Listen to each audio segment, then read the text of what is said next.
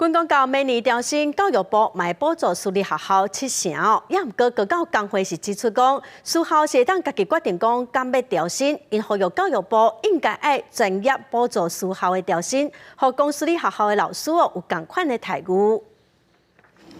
教育部鼓励私立大专113年来调薪，老师本薪4%，助理教授以上学术研究费15%。若是有安尼做，补助7成。也毋过高教工会指出，前2届军公告调薪，教育部嘛是互学校家己决定。结果111学年度101间私立大专，有42间整体薪水是比公立学校标准较低，占要挖42%。可以想见，在明年如果 这个学生研究费调涨15%的话，其实这样的一个差距，应该会有更多的私立学校，它是不愿意跟进。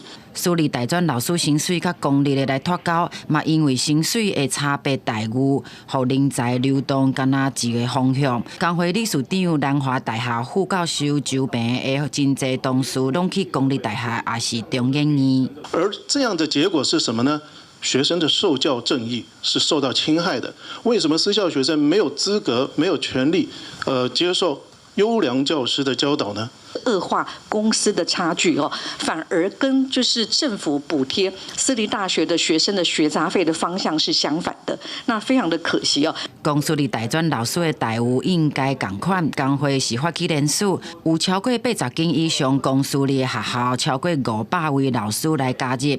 工会强调，教育部是编8.6亿来补助7成，若是专业补助，敢若需要12到15亿。立法院教委会委员范云嘛表示， 明年度预算才审完，也毋过主决议是要求教育部来针对改善私立学校薪水的问题提报告。